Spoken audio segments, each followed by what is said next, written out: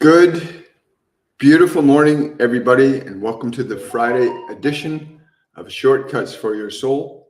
My name is William Michael Forbes. I'm a spiritual medium, a channel, and an intuitive life coach. And I want to welcome you to a brand new day. And remember that this is a brand new moment. And it is that way every waking moment of your life that you're awake and know that you're awake. Every moment is brand spanking new. Today, I'm excited because I have the energy of Master Yagananda with me, who came to me in my meditation yesterday. And I want to share some of the wisdom and insights that he has given to me in the way that he wanted me to deliver them. And it's quite a fascinating thing. He says, if you want to gain information outside of what you currently understand, you must learn to meditate. You must learn to meditate to gain understanding about what you do not know. But one of the insights that came most profoundly to me yesterday, and is what he said when he said, the things that you must surrender. And I wrote this down in my notes because I write lots of notes from meditations. The things you must surrender to find peace are anger and fear. He said, these will only give you temporary safety and not lasting peace. And that really stuck out for me, that anger and fear can give you temporary safety, but they will not give you lasting peace. That, coupled with the realization that you must, in order to get information outside of what you know, you must learn to meditate. And it's not a difficult or complex process. And I do want to share, I will. He wants me to share some of the other things that he talked to me about life and how you can begin to get more life in your body, more vitality to restore life. He said, your body is not designed to age in an unpleasant manner whatsoever. Your body is designed so that it can age beautifully and wondrously for hundreds, if not thousands of years, if you choose to aspire to that type of an expression. But many of you do not know how to keep life alive in your body. Many of you are constantly degrading your bodies, not understanding fully and completely that you are the life in the body and you must embody life into it in order to have life functioning within it. Simple things like giving all of your body your love and your reverence and your gratitude. Many of you don't even know how to look inside to your own hearts, to the vital internal organs in your body. Many of you do not know how to go into them, to have a relationship with them that would allow them to thrive on the joy of your attention. Much like a little child can thrive from the affections of a parent when they are good affections, so too your entire body depends upon your affection. And that affection you can give to the body in various ways, movement being one of the most important. That movement is one of the most important. Many of you do not even know how to feel your liver. You do not have a relationship. And when something is ignored, it begins to die. In life, things need attention. The natural world is set up in such a way that everything is giving everything else attention. The wind through the trees, the waves of the ocean, the fishes moving through the waters. Everything is interacting with everything, and only humans and animals do not have the awareness necessarily developed to give life to the internal functions of your body. And yet the internal organs of your body are what make it function in the various ways that it can. And without proper attention, there's no impetus or excitement for the body to live and thrive and survive. Many of you do not know how to go into the body deeply enough. It is why the practice of yoga is so important. It isn't just to move your arms and stretch things, it's to bring the grace of your life to the body, because the grace of your life is the grace of the divine. The grace of your life is the grace of the divine. And when you give your attention to the organs in your body, you're giving your light, your life. And so movement can bring you into these places where your grace gets imparted to the consciousness of the body. And of course, there are the things that you eat and the things that you drink that contribute greatly to this, that you must understand. That you can give life to your body in other ways too, as the birds and the other animals that go out and they consume things of the world that keep their bodies alive, so too your body must consume things to keep it more alive. And you would become very sensitive to what gives your body more life and what doesn't give your body more life by becoming more aware. By not choosing to ignore the consequences of your misactions. That there are certain things that you would eat or certain things that you would drink that would indeed take life from your body. And so any suffering that your body may be going through is primarily your responsibility. You're not protecting the house, the child that is your body.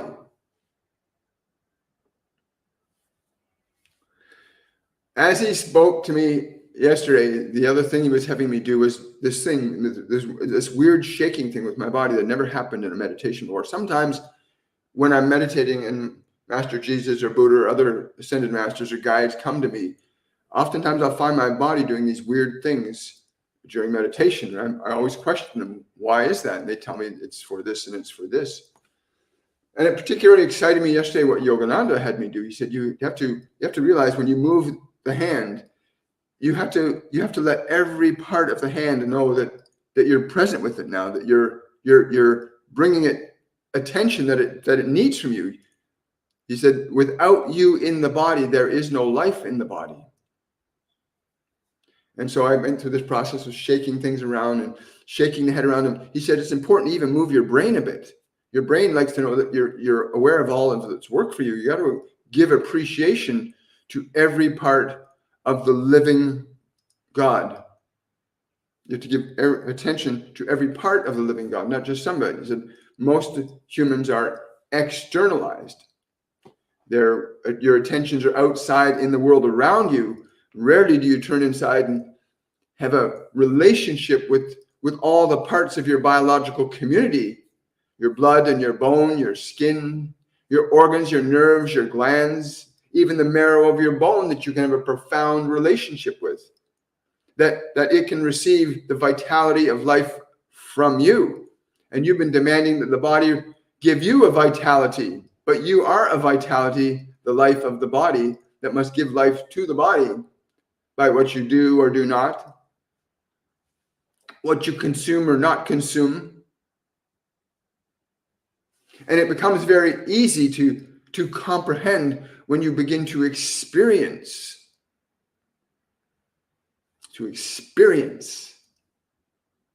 that you give life to your body, that you are the life in the body, and that every part of the body, like every creature of the earth, needs attention in order to function.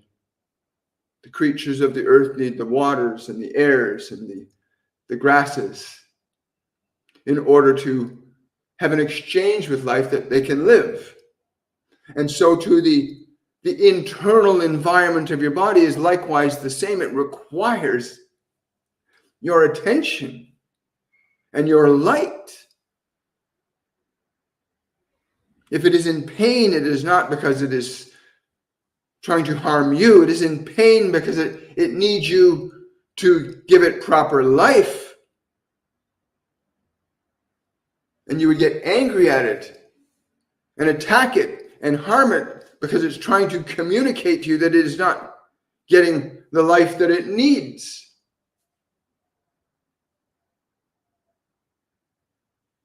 And you want your body to have the life that it needs, do you not? Just like you want to experience your life the way you think you need to experience your life.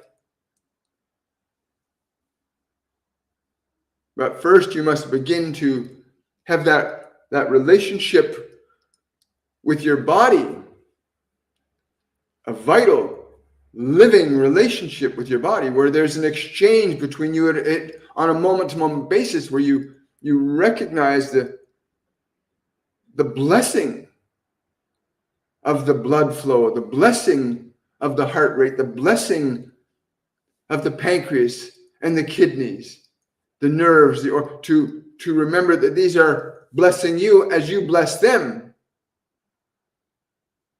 It is designed to be an exchange. And while I'm here, there is something else I wish to speak on about this condition you call death. Because it's important you understand that it is just a concept, death. It is not an actuality, except for the fact that death is where you lose consciousness. And many of you do this between lifetimes, coming back into the world to hopefully realize who you are again. And that many of you have become so attached to your physical and psychological natures that when they cease to function, your sense of perception of self is gone, and you live in a place that many of us call purgatory, which is a place where you exist, but you do not know that you exist. You are simply unaware. And in that state of unawareness, you are unconscious. And in that state of unconsciousness, you will resurrect yourself into conditions of physical existence again, once again, to try and realize the nature of who and what you are. And you will find yourself going into another physical embodiment to awaken again. Many of you simply fall back asleep. You do this every night, and many of you have not taken much opportunity to stay awake even when you put your body to sleep at night. You become wholly dependent on the construction of a personality that is not who you are, but simply a vehicle that you utilize in your journey of awakening.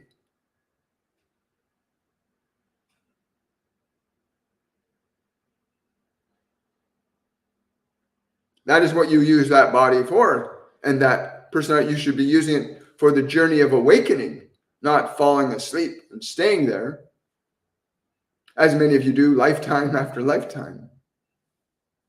Eventually, after many such events, you will begin perhaps to awaken. And right now you have such a wonderful opportunity. These last 150 years in this world has been an energy of great promise coming into the consciousness of this life here.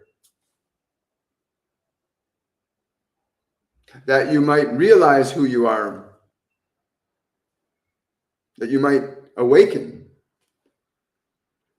And in the practice of meditation, you can be more deliberate and concerted in your effort to understand this process of awakening, because many of you simply put your bodies to sleep at night, which is actually a wonderful time to meditate and learn to become conscious,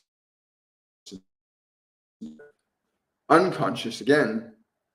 But the practice of meditation loans itself to you being able to make a clear distinction between what this physical body of yours is and what you are, what your personality is and who you are, rather than simply continually falling asleep and falling awake and falling asleep and falling awake, as you do day after day. You sleep in the personality, thinking you are awake. You fall into unconsciousness at night, thinking you are sleeping, but you are unconscious.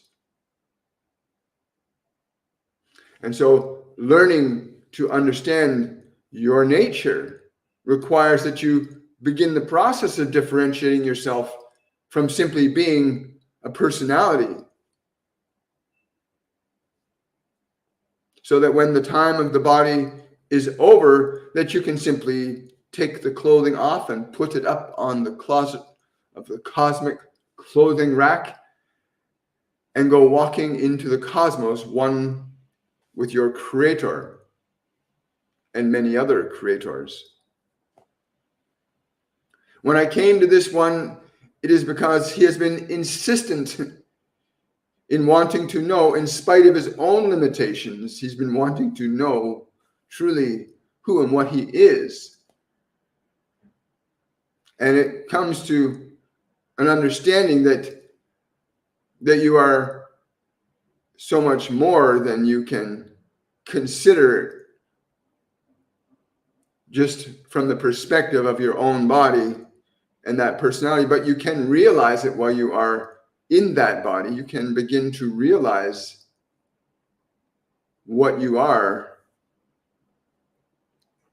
And I bring you back to the consideration that I gave this one yesterday morning. The consideration that in order to begin to reveal yourself to who you are, you must begin to surrender your anger and your fear. All your anger and fear is give you temporary and illusory relief from the world. It gives you the illusion of being safe.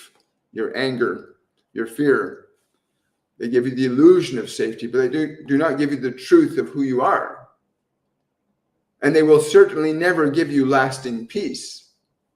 Not in your own life, and certainly not in the lives of you collectively together. I see you. And so you understand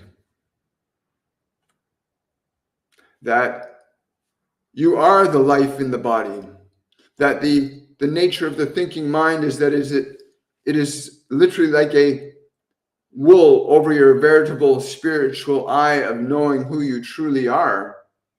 The confusing thoughts and the memories and the distractions of your past, all part of that same yarn over your eyes.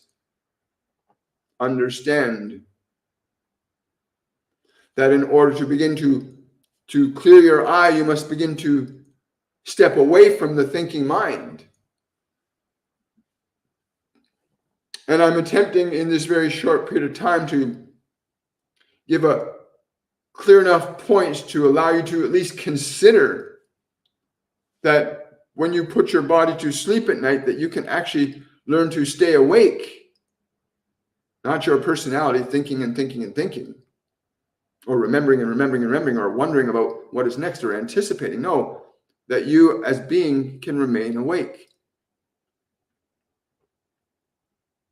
That you understand that as being, you can bring vitality to the body. Even a body in great disrepair and dis-ease can be brought to a state of profound wellness in a very short time when you understand the nature of your responsibility and your capabilities in interacting with the life in your body. That you can move your awareness into the physical heart of your body, and you can bring light and life to it.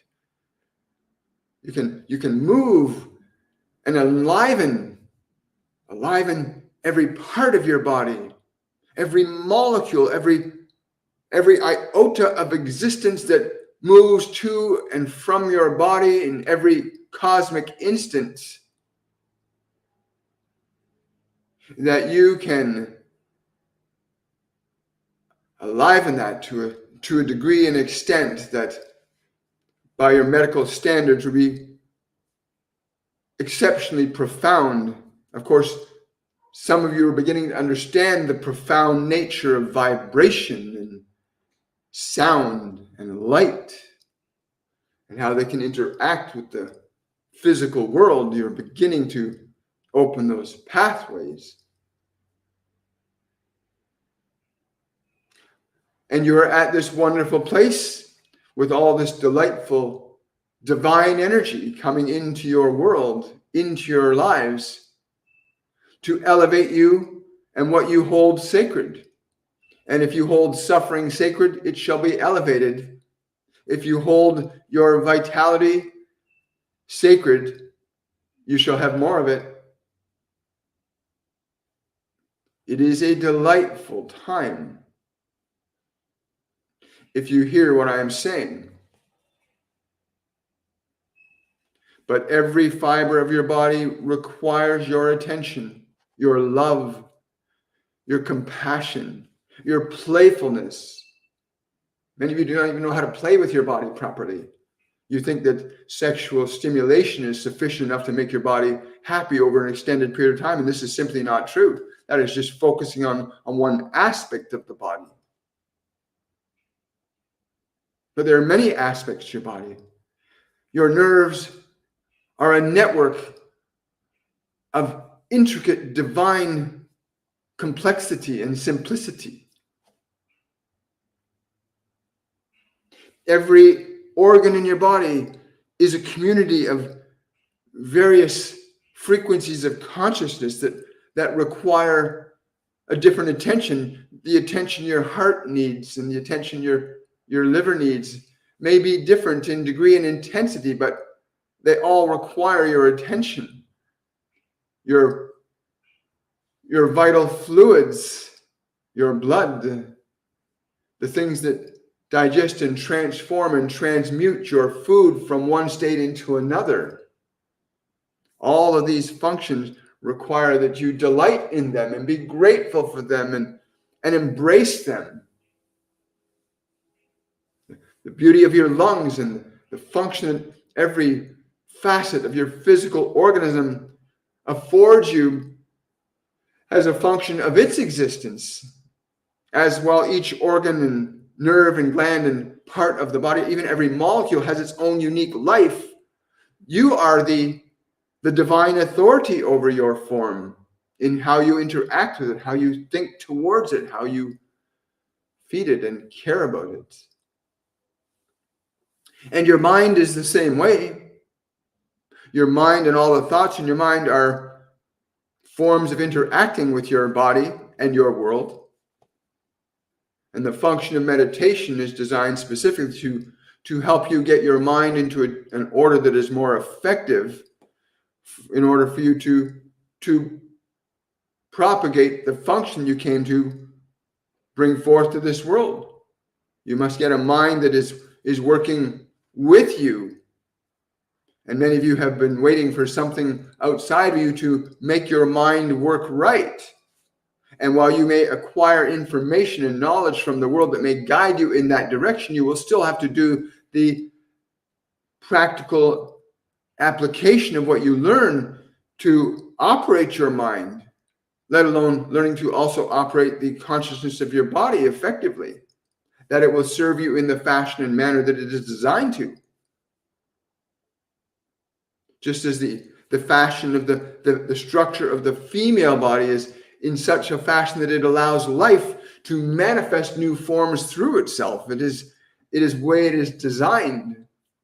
And that the male form is designed in such a fashion that life comes through it in that fashion. One provides the seed, the other grows the flower. And each of you individually have such functions, whether you are male or female, as each and every organ in your body has its own unique function. But all of them require your correct and proper attention and interaction.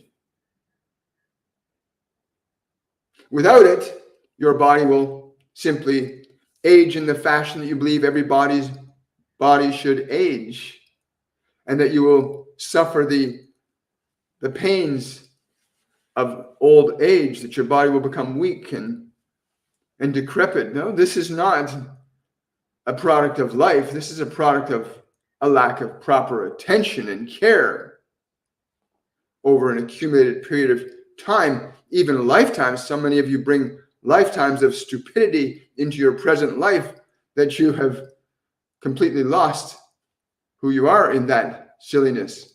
But in any moment, you can awaken. In any moment, you can begin to say, wait, all this thinking and all this way in which I treat my body are incorrect. I'm giving up my vitality. I'm giving up my life by not being correct in my expression of my life and how I interact with this world and with this body and with this mind. Your anger and fear will only give you the illusion of safety. You see your big fighting men that fight. It's the illusion of safety. But none of these things will give you everlasting peace, nor love, nor joy. But fleetingly it will. You may vanquish your opponent and find that moment of fleeting victory, but it will not give you lasting peace as you look at the opponent bleeding upon the ground before you, gloating over your opponent, thinking you've achieved some great manifestation of life when all you have demonstrated is harm and suffering and perhaps even death. And you would aggrandize these things. And then when your bodies are decrepit and old, you wonder why your body is this way.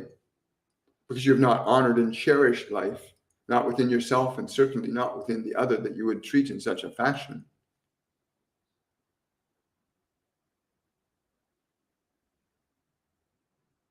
And so there is this great and profound love that exists.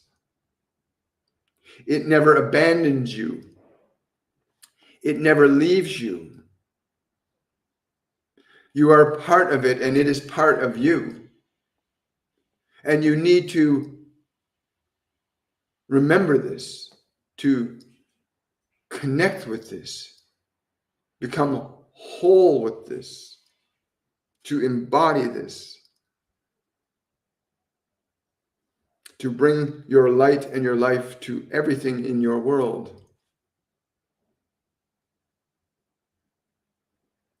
And the demands of this are not so great. The demand to meditate, the demand to love and cherish the whole of your body, both inside and out. These are not too great to ask of you, are they? That these simple things can loan themselves to a joyous and beautiful life, where you can dance the divine dance with all else around you and everything within you. You have this capability within you to be this way. You always have that capability. Even in your darkest hour, you are a light.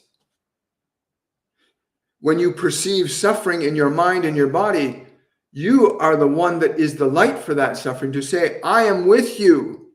I know you are suffering and I will not abandon you. Can you give that to yourself in your dark hours, to say to that part of you that suffers and say to it, I am with you and I know you suffer and I will not abandon you. Even that small gesture towards your own suffering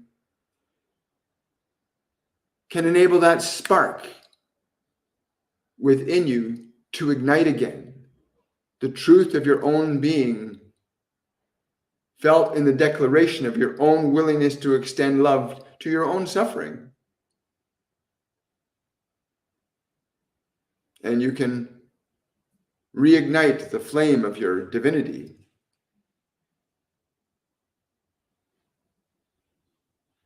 It is a very beautiful thing to reignite the flame of your divinity. Such a beautiful, wondrous, and profound revelation of the self. That is you.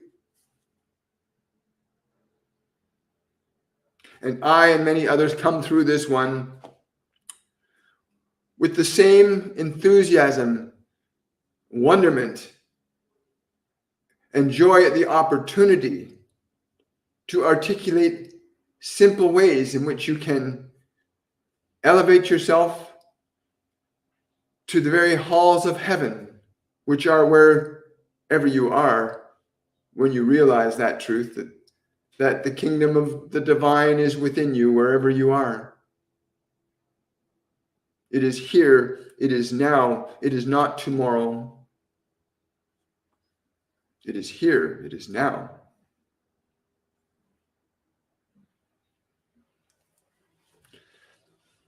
I'm kind of overwhelmed because I'm in feeling his energy, which is pretty profound.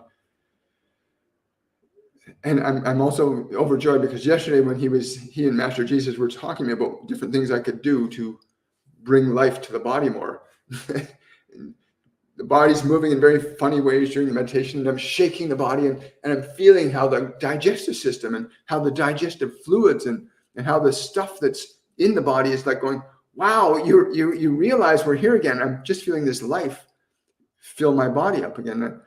And they had me get up, and I was literally jumping and dancing and doing these weird shaking things. But realizing in doing that, I wasn't just shaking the body. I was aware that I am bringing life, and you can bring life and vitality into your body. Anyway, I wanted to just say thank you to Yagananda, Master Jesus, and many others that I have the honor and privilege of being able to channel and bring their knowledge and truth to us in the way that they want us to receive it. This is our normal Q&A day, but he really was delightfully insistent that I share his message with you, and I couldn't resist that. How can you resist love? You can't resist love. It's just incredible. And when you know what it is on the inside of yourself, when you know what love is inside of you, because it's what you are, okay? And then you have these beings come to you and they say, this is what you are. And then I cannot tell you how many times I've heard them say, William, you are love. Right?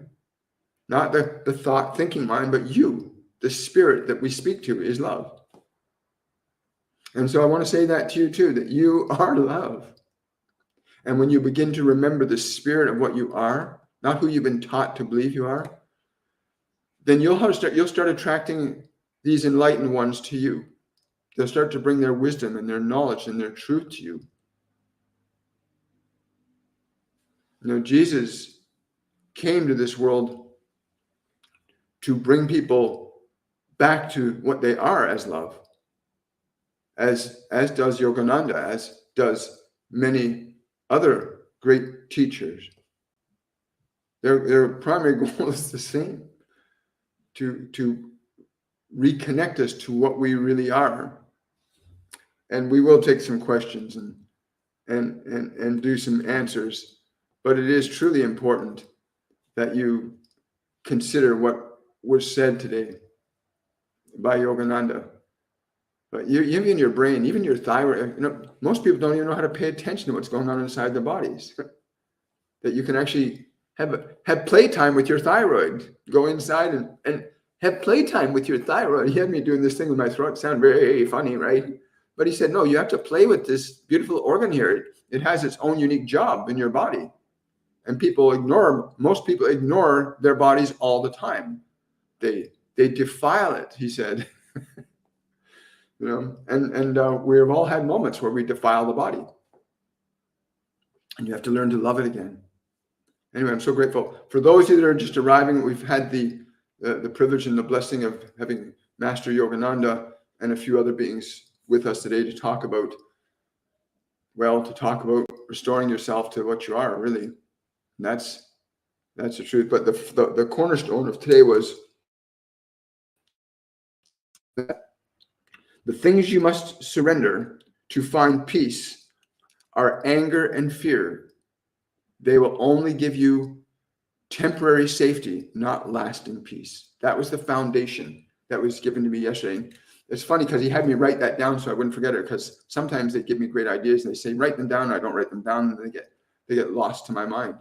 And they don't live in the past. They don't look back to remember. They stay in the present moment all the time. guides, angels, ascended masters, and that includes Master Jesus and Buddha, Yogananda, many others, Babaji. The ascended masters do not live in tomorrow. They do not live yesterday. They live here and now because they understand that all life is happening here and now. And it's a beautiful thing. But remember, if you're enjoying the material or content here, please share this with other people. Give the video a thumbs up, like, subscribe, do whatever you can do to bring this information to other people. The replay for today's transmission will be on my YouTube channel under the live section when the transmission is finished. So keep that in mind, that you can go and watch and revel in the wonder of the information, because it's as true now as it will be when you watch it later. There are truths that are eternal, that can be said 1,000,000 times and still be just as beautiful. When you realize that there are some truths that can never be anything but beautiful, then you will delight in truth more than you will in anything else, because truth is eternal. Love is eternal. Fear and anger are temporary. And yet many of what you are doing in this world are dependent upon your fear and your anger, and not your love and your truth. Yeah. So yeah, subscribe, share, whatever you can. If you want to assist in growing this information out to other people, do what you can. Share it with others. Tell them to come to the channel. We go live Mondays, Wednesdays, Fridays, and Saturdays. And sometimes I have Yagananda, sometimes I have my guardian angel John, sometimes I have a divine collective. One of my students 5 years ago said, "You are the master channeler." And I said, "Why are you saying that?" She said, "Because you channel a lot of masters." I said, "Well, I guess that's true." And it's a beautiful thing, because everybody can become a master channeler when you understand the simple practices that need to happen, which you can literally learn through the master classes. That's why they're called master classes, because the ascended masters teach through me in these courses. I'm truly grateful that I can be the footman for this, the messenger for this. And again, go to my website, WilliamMichaelForbes.com, and look at when our upcoming master classes are beginning. I believe we got one March the 9th coming up. It's Master Class 101, which is a basic introductory course into mediumship, into meditation, into dialoguing and communicating with the ascended masters and learning directly from them and the practices and methods that they've used. It's about learning to begin to build a proper, healthy relationship with your mind and body. So I'm just remembering something else as this is being said too. You look at mentors on the planet like Tony Robbins, Tony Robbins has been around for like 44 years, teaching and elevating human consciousness. Now we got people like Joe Dispenza coming up. And Tony has this thing where he has people at the very beginning of his workshops, where he has people jump up and down and shake all around. And I now understand why he does that. And from what Yagananda taught me yesterday, what Master Jesus showed me yesterday, that it's not just about shaking the body. It's about you're bringing your life and your light. You're letting every molecule of your body know, I am with you and you are alive. You're letting the whole body know that. So I had a whole new appreciation and respect for that part of Tony's work in his program. Anyway, I highly encourage you to sign up for our master classes, because they literally are communications with the masters that will see into your heart and let you see into your heart, more importantly, the truth of who you are, to connect to the wisdom and the beauty of the being that is you, the beauty that might be lost and buried in the concepts of your mind and your personality, because there's a lot that happens in this world that will keep you lost in fear and anger and guilt and shame and in things that are not true about who you are. Like they always say, you are love. And these master classes will lead you to knowing that. And when you are in a state of being what you are, you don't need so much. It's a very fascinating thing. When you realize that what you are being is more important than what you have, then being what you are is more important than what you have. Isn't it? If only love, what else, right? If you only come to an understanding of what love is, what else is more important? And love isn't about a physical sensation. It's about being what you are and then translating that being into actions, what you would do as a function of your love. And you can learn how to regain that, to reclaim that from the world, because the world has taken that from you by giving you ideas and beliefs that are not true. And there's no better place to learn the truth than from the masters. I'm speaking from firsthand experience, having gone through some really difficult and challenging times that I thought, there's no way I'm getting through this. But I promise you, when you start looking to find who you really are, not who the world has conditioned you to be, that you'll begin to find the wonder and the beauty that is truly who you are. And you need to remember that. The world needs you to be what you are, not to be what you are not. And that's why you came here. You came here to become and be what you are. Every one of us did that. We made a choice to come into this physical existence, not to get lost in it, but to get found in it and to share the miracle of finding yourself with other people is a wonderful thing. It really is. And it's well worth the time. These courses last about 3 weeks each. There's a total of 4 of them. You can start with one and try another if you wish, but each one is designed to specifically lead you step by step to the place of revelation where you literally do learn to commune with God. You're always communing with him anyway. You're just not aware of it because you're caught up in your mind. But you'll be led on a step-by-step wonderful journey up the metaphorical mountain of truth and love and wisdom, learning how to treat your mind and body in a very different way, because you'll learn how to give your body different foods. You'll learn to go into it differently. You'll learn to look at your mind in a brand new way and learn to care about the part of you that suffers, because a lot of people aren't teaching you how to care about the part of you that suffers. They're teaching you how to go and get a pill or a drug to alleviate your suffering. And you are the pill. You are the drug. Love is the drug. It truly is. And that is what you are. And when you learn to bring your life back into your body, my God, it's such a wonderful journey you're going to be on. It is. Okay, let's get some questions today. First of all, let me just take another moment here to say thank you, Yagananda. Thank you, Master Jesus. Thank you, the other beings that are around us right now, because there are guides and angels around every one of you. You have them with you. You just have to learn to hear. You need to learn to hear so that you're not just getting what the world is giving you, that you can access these realms of knowledge and wisdom and truth by learning different ways of doing that. Everyone can. Mary's saying, yes, shaking and stomping and dancing is a wonderful way to awaken the body and move emotions through. Yes, it is, Mary. He wants me to add to that it's not just the shaking and stomping around, it's the knowing that you are giving more life to the body, to the nerves, to the organs, to the glands, to the cells, that you're not just moving around, even in the practice of exercising, right? And exercising the body, that you aren't just moving muscles, you're bringing life and giving more life to the body. And you can do that with every organ. But thank you for that consideration. It's really important. It can't be overstated, can it? Truth can never be overstated. Leslie's saying here, love has no violence in it. So true. It really is true. Love has no violence in it. Brittany's asking, am I supposed to move? Yes. Yes. Stop stagnating.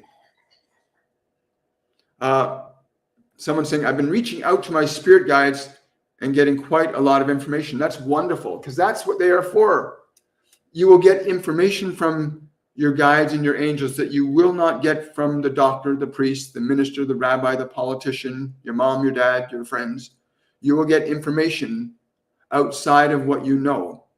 And Buddha keeps telling me again and again and again, William, it's not what you know that's all important. It's what you do not know that's more important. So you must explore what you do not know.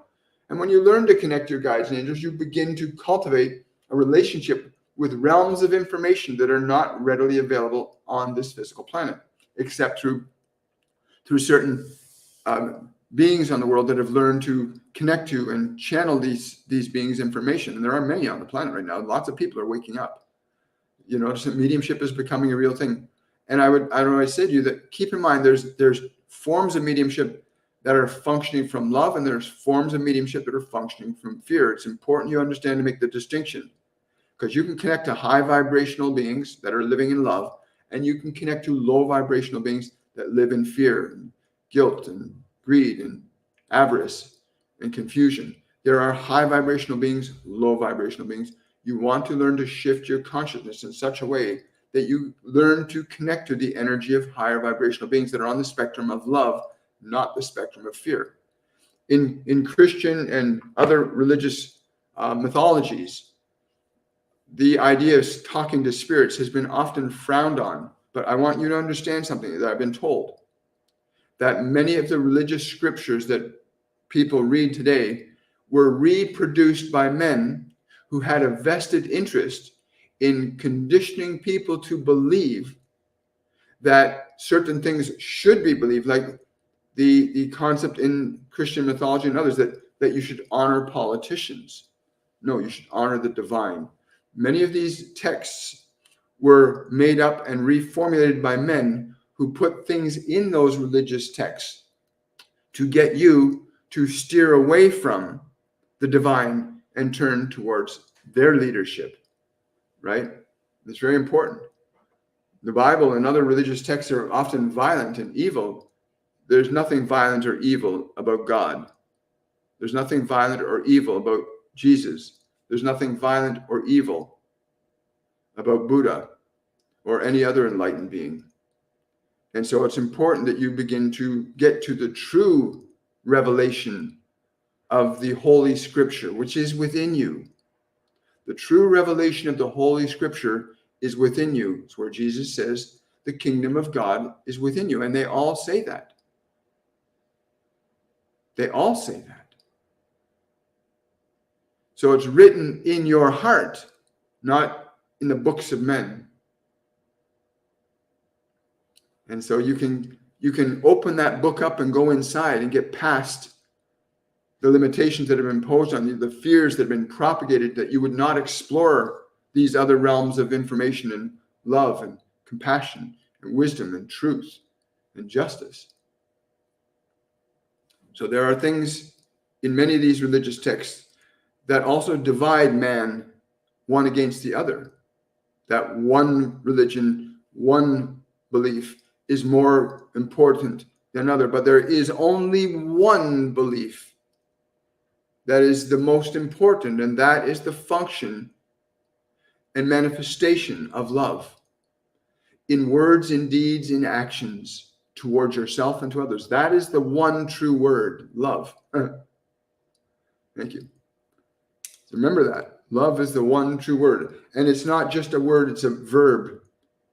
Do you love your body? Do you really love your body? People think sex is love. Sex is not love, people.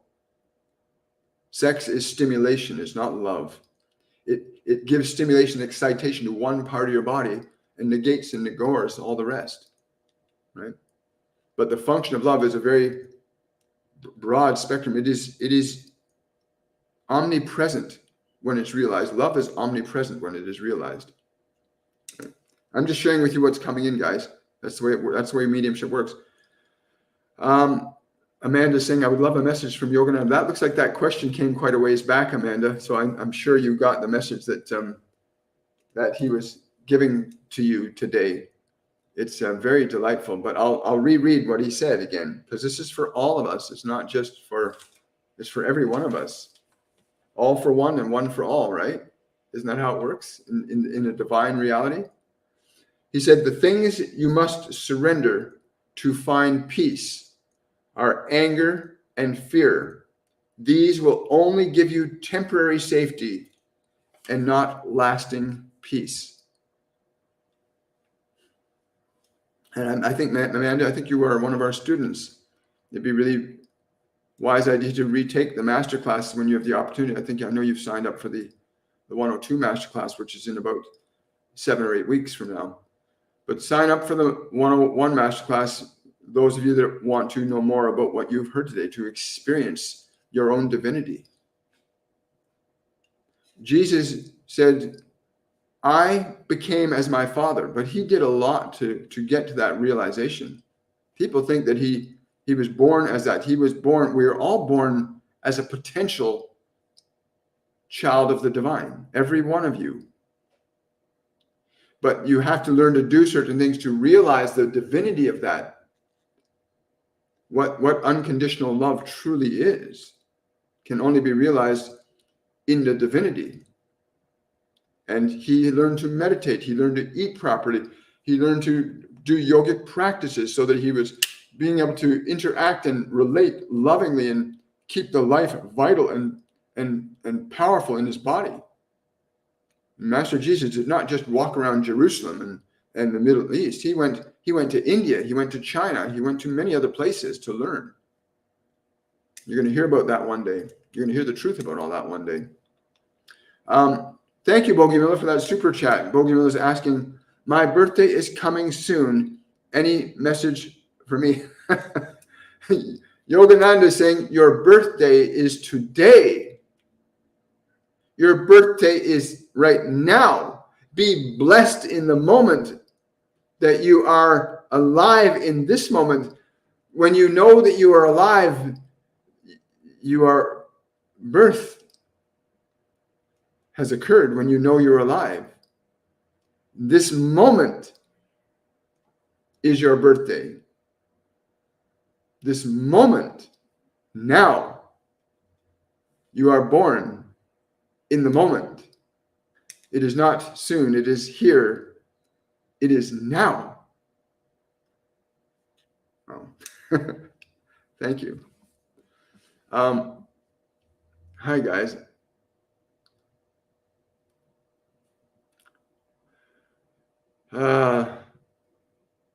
Live it up. Yeah, light this up on TikTok. Sure, please do that. Like, subscribe, share, whatever you can to bring this information to others. You're going to help a lot of people just by doing that. Someone saying, Kate is saying here, I am living in a flat with black mold. Please, could you give me any information that could help me move home? Thank you. Yeah, he's telling me that you, first and foremost, you need to let go of the resentment and the frustration that has been building up around this. The resentment and frustration that you've been building up around this condition is keeping you bound to it because it's a creation of yours. Your resentment is one of your creations. And the more you create something, the more you bind yourself to it, the more it becomes a part of your existence. I'm being told to tell you, Kate, to release the anger and the frustration with the condition. And as you release the anger and frustration, to speak and think these words, I am now open and receptive to the delight of my new home. I'm now open and receptive to the delight of my new home. But that statement must be spoken and thought when you release your anger and frustration around what's occurring. Because your anger and frustration are you're holding on to it with it. So you need to release those to release yourself from that condition. And again, then I remember the words. If you want to get the words, I don't know where we are how far along we are in the play. So 54 minutes and 30 seconds. So about 54 minutes and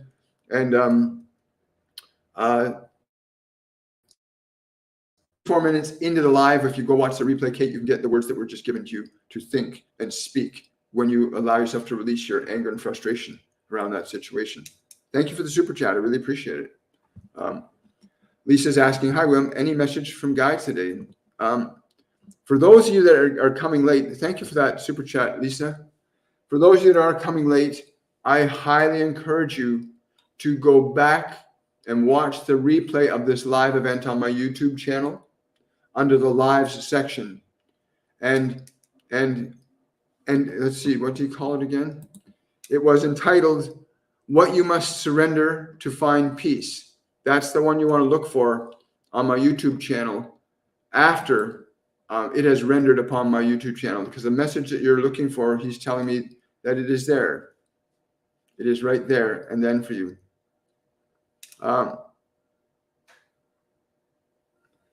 Hi, Kate. I really appreciate that. Kate has added a question. Let's see if I can. Oh, Kate, I think we just answered your question, hon. But I really appreciate the super chat. Thank you so much. Thank you. If you're dreaming of your daughter because she's close to you, your daughter's really close to you, Michelle.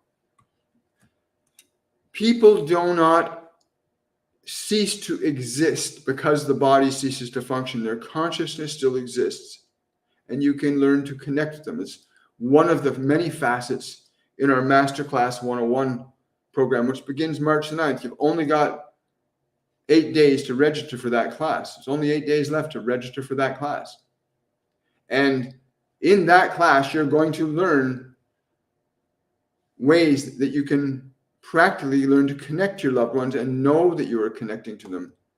Learn the way in which they present themselves to you so you know when they're present. For me, I know when my dad comes around, I always get a craving for a beer. When he comes around, I get this craving for a beer. And different beings, one of my other mentors, I'll smell the smoke of cigarettes, and I'll get an urge for a Craven A menthol. And that mentor, dear friend of and mentor of mine, Bill Curry, was a crazy, wondrous being. But that's his way of communicating with me. And people will give you a signal that they're around in a way that you'll understand it, that nobody else will understand it that way, but you will. And you can, right? When Master Jesus is around, I tend to get this intense flow of hot energy going through the middle of my body. When Yagananda comes around me, I often get this desire to start laughing and just feel this effervescent joy bubbling up inside me. And you can learn to identify how your guides and angels, loved ones, will and can connect with you once you start to learn how to shift your perceptual awareness to a different way of perceiving than just through your physical senses alone, right? Wonderful. Thank you so much. I really appreciate that. Congratulations on finding money in your dream. That's a beautiful thing. You know, when you find things like that in your dream, doesn't it make you feel really good? When you know that you're touching on the symbol of wealth and prosperity, because that's what that money in your dream, for you, it's a symbol. To know that wealth and prosperity is within you. That's why it made you happy. So it's not about the money out there, but it's about knowing that your wealth and prosperity, you are wealth and you are prosperity. To feel that like you did in the dream, to embody it, to have that feeling with you all the time, to sit with it every day for 5 or 10 minutes. If you sit with that feeling that you had in that dream and you sit and be with that feeling every day, it's not about the money. The money will start to show up, of course, but you need to be in the energy that represents that, because money is just a manifestation of consciousness. It's not the cause of it. So I'm really happy for you. But sit in the feeling of that money, not the money itself, but the feeling that it gave you. It's the feeling that will become the form. These are all things, everything you're hearing are things that you will learn in the Masterclass series. You'll actually learn these ways of understanding how you can utilize and access dreams differently. And what is meditation? How to quiet your mind. There's simple things that you'll learn that will be life-changing for you. As much as we hear many times people sending messages to me that come to the live events saying, my life was changed. You've changed my life. And you've changed your life. The information that comes through me is changing your life, yes. But what you do with that information is what makes it work for you, right? And all of you, I get lots of really incredible feedback from you guys and the changes and transformations that are going on in your life. But give yourself the gift of working directly with the Ascended Masters and learning from them personally. The things that you can think and say and do to elevate your consciousness up to a higher expression than the one that the world has given you to be. Because the personality the world has given you is nothing close to what you really are. the personality that the world has given you is nothing close to who you really are. And even really highly evolved and highly developed intellectual beings on this planet that have really elevated their intellect to such an astute level of morality and character. One individual comes to mind is Jordan Peterson, his daughter Michaela, others like them. That is still not the fullness of who they are, but that is the highest manifestation of their intellect that they've cultivated. But there's an aspect of that being that's way beyond that even. The vision they have that their intellect is purposed for is greater than the information that they're using to do that purpose with. But it's the same.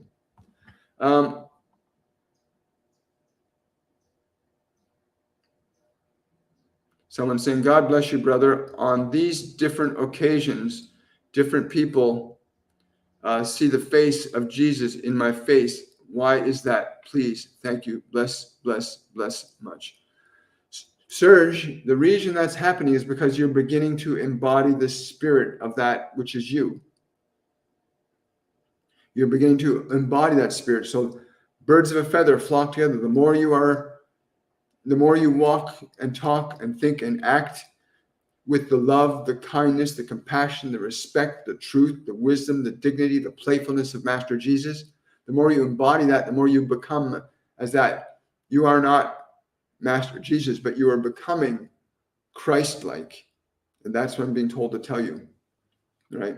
Because Christ is a state of consciousness that bridges your personality to the divine, that you now become connected to the divine, right? Buddha called it being one with everything, right? Yagananda calls it the infinite bliss of life. They all have their own words for it, but it truly is that when you begin to realize that. It's a great question, Serge. Thank you for sharing that with us. If love is not violence, then how did I learn such the being of love that's never been shown? Because you are love. So if I'm understanding this person's question correctly, they're saying, how if I've been around such terrible, horrible things, how did I become such a good person? And that happens because your fundamental nature is love. Every single soul, even the most evil being on the planet, at the root of all that evil, underneath all that darkness, is the root of life, which is love. And at the essence of what everyone and everything is love, whether they actualize that or not, because again, you look at beings like Hitler or Genghis Khan, or these beings that did atrocities to humanity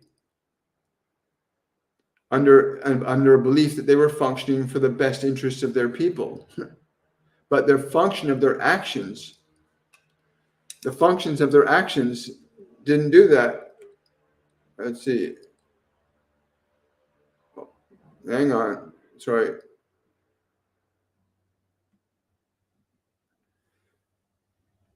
There we go. Sorry, the live on my TikTok channel told me I had to verify this or it was going to cut me off. So I had to verify that I'm a living human flesh and blood. So what was being said in response to the question, how can I be a loving person when I've gone through such terrible, terrible, terrible times? It's because your true nature isn't about what happens in the world. Your true nature isn't about the personality the world has given you. Your true nature is you are a function of divinity at your root of your being. You are love. And I'll tell you something, Hitler and Genghis Khan and all these dark beings that have ever done horrible things to humanity, that are doing them right now to humanity, they all come to this realization at the moment where they leave the body, where they realize what they've done. And every one of them, without exception, has had the most, I cannot and I would not want to express the depth of the despair that they feel when they realize what their evil has done, not only to the world, but to themselves. And there is a wailing and a gnashing of teeth in that moment. I cannot express to you the grief that some of these horrible people in history and horrible people now will experience when the time of their departure comes from this world. It's not a pleasant thing when you have to face your own demons. You have to face the judgment of your own actions, because one of us will go through that. And if you are a function of love, you will experience one experience of judgment. If you're a function of fear and anger and control and power, you'll experience the judgment very differently. So there is a judgment day, but it's happening in many different ways.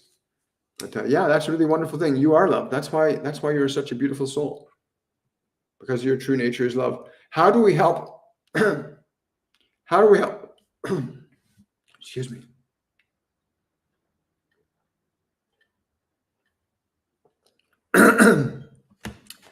How do we help raise the low vibrational beings other than prayer? The simplest and easiest way to raise the vibration of others is, first and foremost, raise your own. For when you are in the vibration of love and compassion and kindness and caring, then what you say and do has a very different effect. So this you must realize within yourself first and foremost. You must realize this within yourself first and foremost. And then the rest will fall into place. Even a gentle word can end the wrath of another person. And I've experienced this many times on my journey, where I've been guided to say things without even knowing I'm being guided. I cannot tell you how many times that's happened in my life, where I've been guided and not knowing I'm being guided. Where some people are threatening me, and I'll say something will come out of my body, and they'll just suddenly, the rage dissolves in an instant. And the next thing I know, we're embracing each other. So when you let love come through you, what love will say, what love will do, what will be very different than anything else. And it will be transformative and empowering to those that suffer, right? My wife and I were at a restaurant a couple of days ago, and the waitress had come up to us and started talking to us. And I don't know who was speaking to her through me at that moment, but they spoke to her, and all of a sudden she just burst into tears. That happens a lot, because love is a different vibration. And again, you can learn to cultivate, remember, realize who you are again, that you are truly a function of love, not a function of fear. Many people are lost in the function of fear, but it's not who they truly are. Even you strip all the darkness off the being that you called Adolf Hitler, underneath that there was a light that was just covered in a mess of stuff. And that's true for any human being. We can get caught up and lost in the illusion of who we are and lose our light to that. But love is the key, becoming what you are. I just need to check that too, do I? Okay, I'll put that up. I've just got to check something here, guys, because I got our master class today ends today. Wonderful. So it is actually, I'm going to actually go. I have to go, guys. Oh, wait a second. It's 9 o'clock here. Oh, it's only 9 o'clock here. Okay, I've got 11 o'clock till 11 o'clock. Okay, sorry, I can stick around for a little longer. Yeah. So we just finished our 104 masterclass, which was wow. It was amazing. Last night we had Mary Magdalene, who was talking about love of self through service to others. And it was really a beautiful thing. She said there were 3 key things about the service to others. Love of self would come through service to others. And she said there's 3 key components to that. And I'm just going to say the words here. I can't get into great detail about, but her energy, it was so beautiful. And it's an amazing thing when you have these guides, these beings come to you directly and through you, you are moved by them in ways. Well, anybody who was with Yagananda when he was physically in a physical embodiment knows what I'm talking about. Anybody who experiences the blessings of Jesus when he reveals himself to you, you know what I'm talking about. And that energy was present with Mary Magdalene last night when she said, the 3 things that are most important in serving others were patience, compassion, and gentleness. That if you can master those 3 in the way you treat others, that you would realize your love. You realize love in yourself is love again. And again, so we just finished our masterclass, and today we do the unofficial closing where everybody gets together and we just share our experiences about what happened over the last 3 weeks of the course. The process of meditation gets more advanced and progressive as you go through each of the different levels in the program. And every week, 3 times a week, while the course is going on, you get to have 1 to 2 hours with an ascended master that will share their wisdom and their knowledge and inspiration, both give us a lesson and a practical way of integrating that message through meditation and consideration and dissection and question and answer. It's really quite a beautiful thing. Not to mention, you watch people have profound breakthroughs where they've been carrying around years of pain and anger, and they suddenly let it go in an instant, and you watch their light come back to their eyes because there's no longer the belief that they are angry or that they are depressed, that they are these things. When you realize you're not those things, it's quite a blessing. But yeah, it's it's very important. Just keep good thoughts and you will be protected by the light. That's one way for sure. Yeah, absolutely. Keeping good thoughts is one way, but letting those thoughts that are good translate into actions. Actions, like when Yagananda was having me shake my body yesterday and doing all these things with it, making my brain stem move and letting every single part of the body know, I'm here, I love you, I care about you, I'm letting you know I'm with you again. I'm not going to ignore you anymore. And then feeling the vitality of your life resurrected in your body, and you feel the vitality and the power of your life returning to the flesh, right? It's a very fascinating thing. Thank you for sharing the live. Share. Thank you so much. Someone says, it's almost the anniversary of my best friend passing away. Does she come to me as birds? Yes. She says, why did you have to wait so long to know that? It's so tweet of you. Yeah, she's been coming to you that way ever since, and you've known that. She says, when that happens, close your eyes and feel my presence, not just in the bird, but feel my spirit with you. We are joined. We are one. So she wants you to feel, like the excitement with the bird, but feel her with you. She wants you to feel and connect energetically with her so that you can realize that she's not dead. She's just in a different realm of experiential consciousness that's not based in the physical world, but you can still experience the beauty of that loving, powerful relationship that you have shared. And you can also learn to get information from her, because she has been trying to get you to choose the right path. She's been trying to get you to choose the right path for a while, but you have to learn how to hear what she's asking you to do. She keeps showing up, but you have to learn how to hear what they're saying. A lot of people pray to Jesus, but they don't know how to hear him. A lot of people meditate on the Buddha, but again, they don't know how to hear what he's saying to them. Same with Yagananda. Many people will diligently, fervently pray and try to connect to them, but you have to learn how to hear. And that's, you have to open up your inner ear, not your outer ear. And when you sit with your friend like that, and you learn how to feel and experience and know her presence, it's going to be a very different realm, and you'll get different ways of doing things than you currently have on your own, because you're never alone.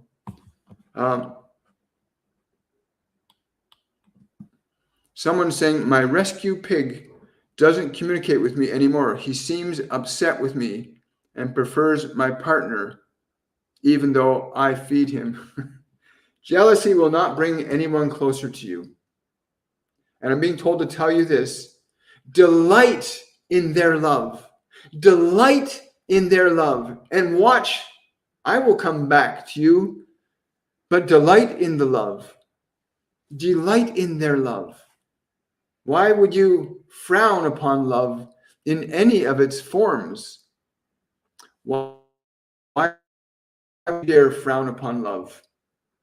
Delight in their love. I love that. Thank you. Thank you for that. Thank you so much for that consideration, SJK. So delight in their love. The pig's smart, He's telling you, sorry, my love is not conditional. And you have to realize that. Love doesn't, unconditional love is not something that you just let people do what they want to do. But your love is unconditional, that you would not stop anybody from experiencing love. And your pig loves your partner as much as they want to love you, but your jealousy blocks them from returning love to you. They don't want to give you jealousy. They want to give you love. And they can't come close. Jealousy is like a barrier to love. So delight. When you see them with each other, go, wow, I'm so happy. But be really truthfully happy about that. And go up to them and put your hands on them and say, I'm so happy that you two love each other. I'm grateful to see this. And watch what happens. And then when that's happened, you can come and share your experience with us. Let other people know. Because I already know what will happen. They already know what's going to happen. Your pig already knows what's going to happen when you do this. He's such a beautiful soul. He says you're really stubborn. Thank you. I'm struggling. Somebody here, who we got here? Hope. Hi, Hope. Hope is saying, I'm struggling with what I believe. I believe in a higher power.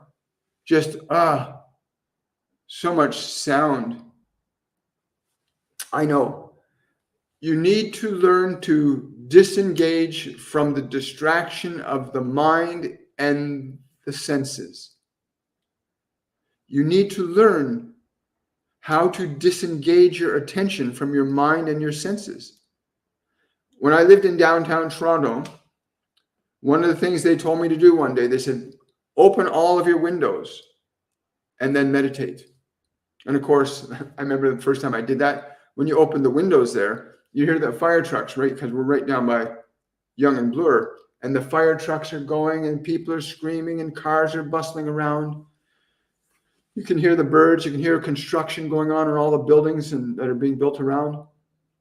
And all that was going on. They said, do not be distracted by these things. Release your attention from them. And so what began to happen for me, this is what they taught me to do, but I can tell you a truth that if you do this, it will work for you too, that you learn to pull your attention away from those things. And you just realize they're there, but they're not garnering your attention. You just go within.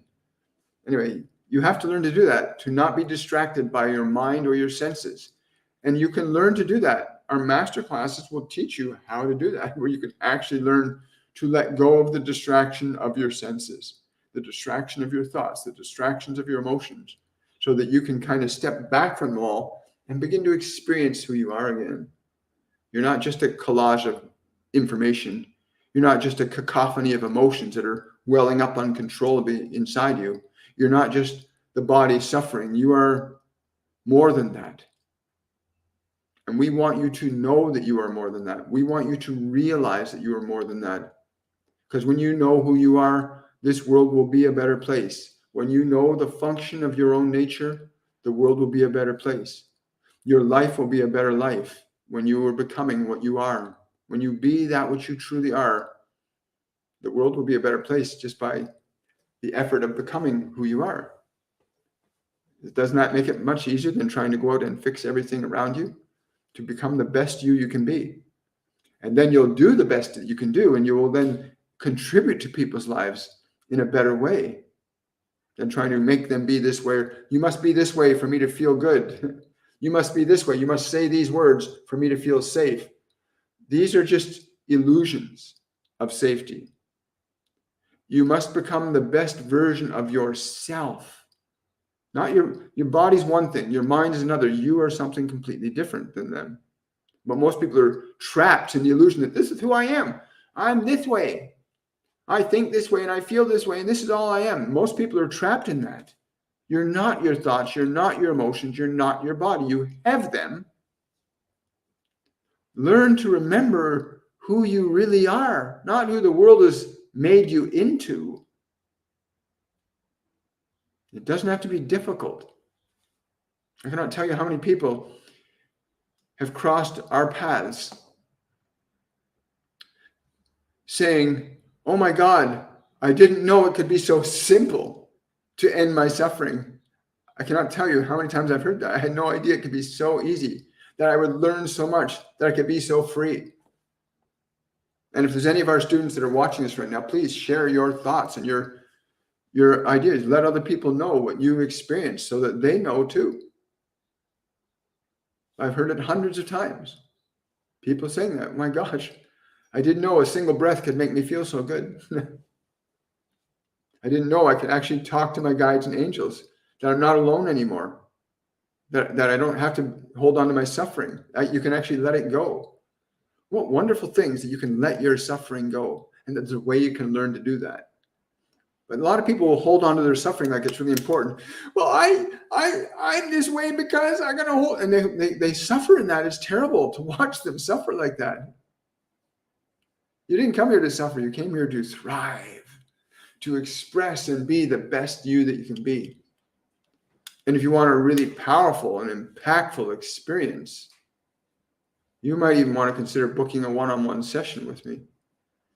Connect directly to your guides and angels in a way that's going to be very intimate and profound for you and your unique situation and what you're going through. You can sign up for the classes or book a reading with me through my website, williammichaelforbes.com. You can also use the URL torontomedium.com. They'll take you to the same place. All roads lead to the same place, right? All roads lead back to love. But you can definitely do that today. You can also, under any of my YouTube live videos or on my TikTok bio, you can click on my Linktree link and use the Linktree link, and you can see all the different services. I also do guided custom meditations for your unique situations. You can get a meditation that's unique to your life, your situation, your mind, your emotions, your body, and get a customized meditation where you can literally have a device that guides you in shifting your internal thinking and emotional energies to produce very different results in your life than your mind and body are allowing you to at this time. Got a super chat here from Katrina. Hi, Kat. Morning, William. Any specific shamanic practices to focus on at this time on the top of the ones I'm already doing? I'm being told there are native chants, native Indian chants, native Indian to Americas, like Canada, the United States, Mexico. There's different tribes across the Americas that you want to explore the functions of vocalizations that they use that are intimately and profoundly able to unite the individual to the spirit and the great mother at the same time. That learning some of these vocalizations for you will be very, very powerful. Wow. Thank you for that question, Kat. Really appreciate it. Wow. Drusilla's saying the courses are a gift. Wendy Coburn is saying, this is so true. I let go of my suffering and I am free having taken the course. Oh, you're welcome, Kat. I'm excited about that for you. Wendy's saying, I'm so grateful and changed because from taking these courses, all of them have guided and helped me to now be a new and different person, one who knows love. Thank you for sharing that, Wendy. That's really beautiful. And thank you for sharing that, Drusilla. Wonderful. Are we up to 30,000 likes on this? We haven't gotten to 30,000. Oh, wow. Look at that. We're over 37,000 likes on TikTok. Wow. Thank you. Remember, every time you like this, it's not for me. It's for the algorithm. It's for the hundreds, thousands, or even millions of people out there that need to hear and know the information that comes through my vehicle, right? It's not for me. It's for them to get this information. Please remember that. You're tapping for humanity. You're tapping for your brothers and sisters that are lost in the illusion of suffering, in the illusion that they have to exist the way they exist, that there's no way for them. So thank you so much for all those likes, for all the gifts, for all the roses, for the subscriptions. They all help. Everything helps. Share it. You know, when I do posts, remember to add my posts to your favorites, repost them. But whatever you can do to bring this information to other people, please do that. I really, really appreciate it. And people that will get this information will appreciate it too, even if they don't know that they will until they experience it. Right? Thank you so much. Someone saying, thanks, William. This answer makes sense to me. I nurtured my piggy back from paralysis to health. He is special, and I love him a lot. Yeah, but jealousy blocks your love, and I'm so grateful you understand that. I'm so grateful you understand that, because some people would take insult to that. What do you mean love them? He's taken my love away from me. No, cherish them. Cherish their love. Be grateful in it. Somebody saying he was a revolutionary. Yeah, Jesus is a revolutionary. He's on the planet now, not in the body that he was before, but he's in a re-embodiment of his consciousness, as many others are. Many angels, archangels, ascended masters, many multidimensional beings of a higher vibrational function of love, of creativity. Because the higher you go up in love, the technology changes, creation changes. In fact, the more you get close to love, the less technology you need. You then function from telepathy. You're able to move instantaneously from one point to another, just with moving your awareness to a different place. So the evolution of love is very different than the evolution of fear, right? Very, very different things. Yeah.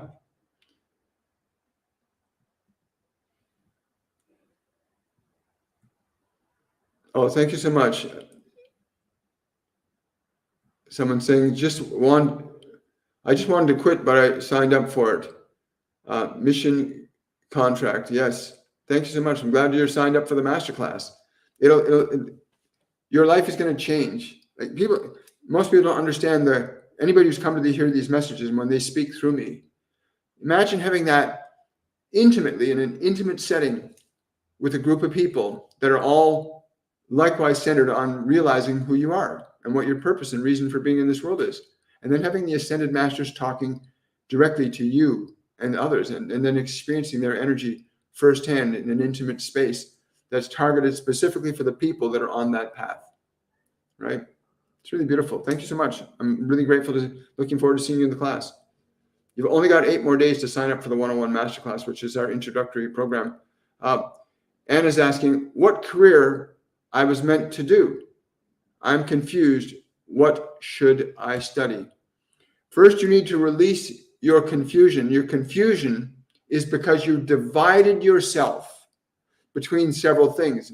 One of the things they taught me a long time ago, William, they said, William, do not do this or this. Do not think you should do, I should study this, or I should work here or work there. No, what you need to do is this and this and this. So rather than confusing yourself, should I do this? Should I do this? Do both. And you will be amazed at how quickly you'll know which one is most important for you. But do both, or all 3 of them, or all 4 of them. Do this and this and this. You have so much more capability than what you allow yourself to believe, beautiful soul. You have so much more capability than you allow yourself to believe. And so do that. Like literally, do that. Do this and this and this, not this or this. Should I choose this career or this career? Choose both. Will it be more difficult? Perhaps. But sooner or later, you'll know which one is your real love. But don't create confusion in your mind by dividing yourself. That happens to a lot of people. Should I be a doctor or should I be a lawyer? Be both. And there are people who've actually done that and are very fulfilled. Should I have children now or should I get my career? Do both. Stop dividing your attention between what you want, because you want it all. So do it all. Substitute the word or for the word and you'll find you'll be a lot less conflicted in your decision-making process. Thank you. Hello, Bella. Bella's asking, what's my guide's message to my situation with Alec? Want to confess my love, not sure. Well, then if you're not sure about confessing your love, how true is your love? If you are afraid to confess love, is this love real? True love is fearless. True love casteth out all fear. True love casteth out all fear. So is your love true if you are in fear? Nay, it is not. True love casteth out all fear. Wow. Thank you.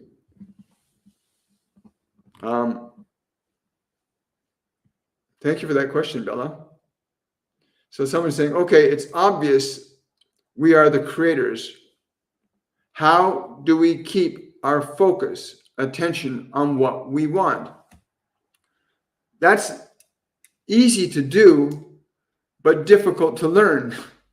The simple answer is you must learn to make your mind and your body your servant and not your master.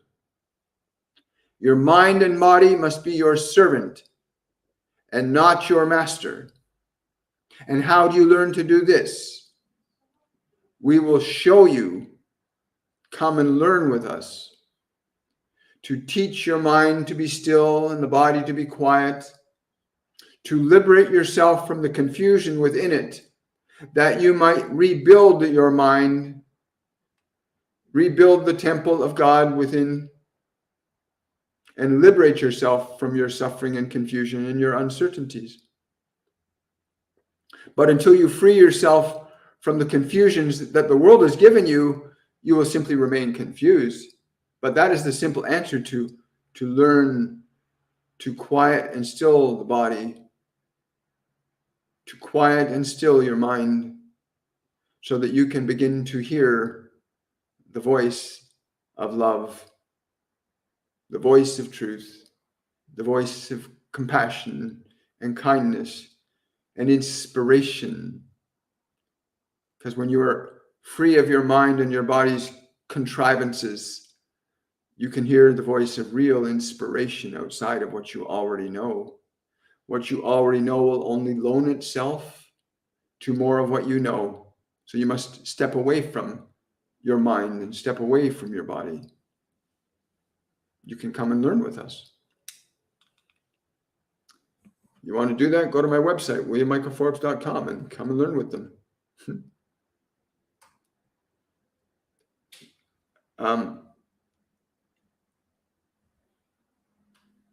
Yeah, we got that. Got it.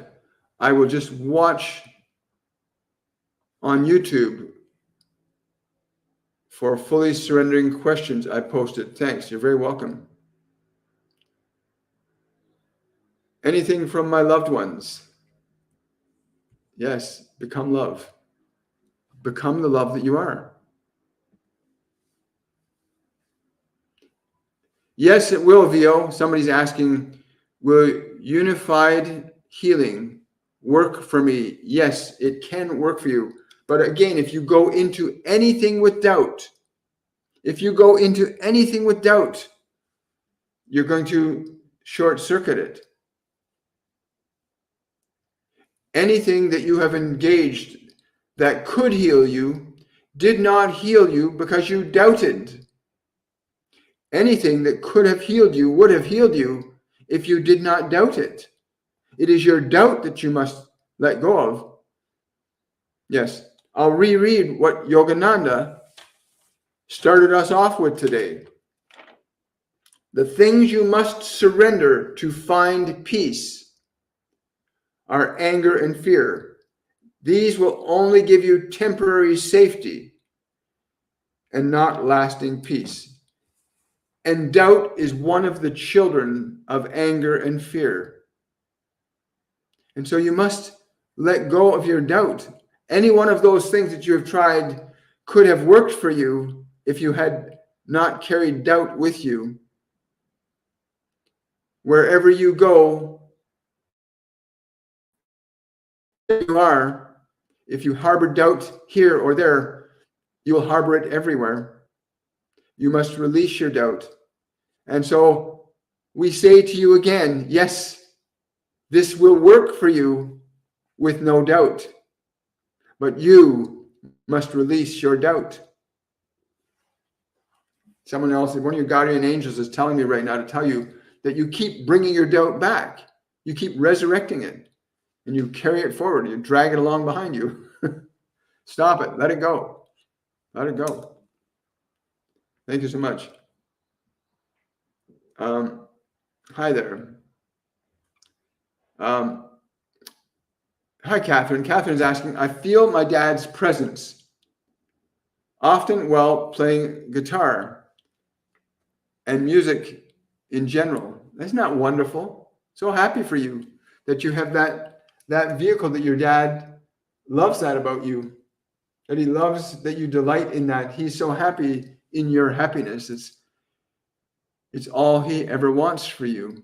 Not only the father of your biological world that you're talking about, but the creator of you wants the same for you, delights in that as well. So it is both fathers that love you in that fashion.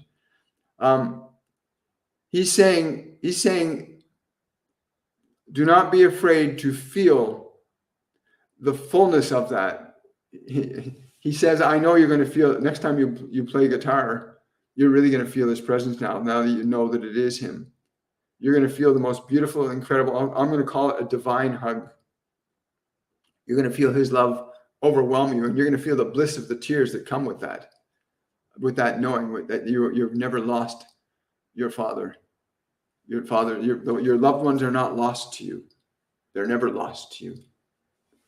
And when you realize that, there's a profound moment that happens. I've seen it many, many times where people realize the unborn child, still there, working and being with them. There's so many different things you do not understand until you have the knowledge and the experience to understand it. And you're going to learn a lot of that here. I'm not sure somebody left the live feed, left a question behind. Okay. Someone placed a pure gold mesh necklace around my throat, meaning, yes, learn to speak the highest truth. I'm being told to tell you that the gold is symbolic of you being able to speak the highest truth. That's why it's around your neck, that you speak only the highest truth. Do not let that which is not true fall from your lips. Let that which is of the highest truth come through you. Wow. Thank you for that super chat, Lisa. My great grand showed me that I am a healer, and I'm working in the path. Is there any message from her? Thank you. Yeah, she's telling me right now, Lisa, it would be really beneficial for you to start. She says you need to become more energy sensitive. You need to become aware. And the simple way, is to take your hand like this, your two hands like this, and close your eyes and feel the energy. And then she's saying, once you can feel the energy, take one hand away and ask your Nan to bring her energy to your hand so that you become more sensitive to her presence. When you can sense her energy in this way, she will actually start to work with and through you in helping you to develop your sensitivity to energy so that you can walk up to somebody's body and sense the energy of the heart or the kidney that's damaged. And with the energy, you can literally correct and heal those things like Master Jesus does, right? Jesus and Buddha and Yagananda, they're healers as well, right? People that often awaken to their divinity or that are on the path of healing are also on the path of self-realization, right? Thank you so much. Hi, guys. Look at that. 43,000 likes. That's incredible. Thank you. There are people out there that are getting this broadcast because of your support, that are getting this information. And people that are living in deep pain and suffering right now around the world have so much power to them, but they can't actualize it because they're in the illusion that suffering is all there is. And you give them a chance to connect to information that will lead them away from the illusion of suffering, right? Some people say suffering is necessary. One of the things I love about what Eckhart Tolle said is suffering is only necessary until it is not. I love that statement. Have from the first time I heard it. Thank you for that. Really appreciate it. Oh, thank you for that, Lisa. Really appreciate that. Thank you for that super chat. Thank you to this great community. Thank you, William, for all these great answers. I want to, first of all, I can't take, most of what comes through me is coming from them. I know very little. Most of what comes from me is from them. And I want to say thank you, gratitude, kudos to Ascended Master Yoga, Ascended Master Jesus, Ascended Master Buddha, Ascended Master Babaji, Ascended Master Joan of Arc, many of these different beings that Mother Mary, all of these beings, Mary Magdalene, that I'm privileged and honored to let through. But thank you so much for your appreciation and respect. I'm honored and privileged to be able to do this. I really, truly am. Yeah. Hi, guys. Bigger is not necessarily better.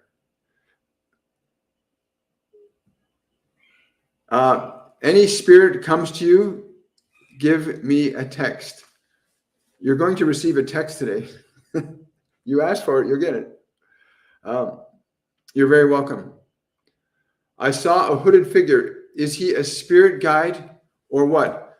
Again, this is really important because there are, Catherine, and anybody here, it's important you understand there are low vibrational beings, there are high vibrational beings. They will operate on a spectrum from fear to love. The highest expression of love, which is recognizing yourself as like Christ or Buddha, they're the same thing essentially.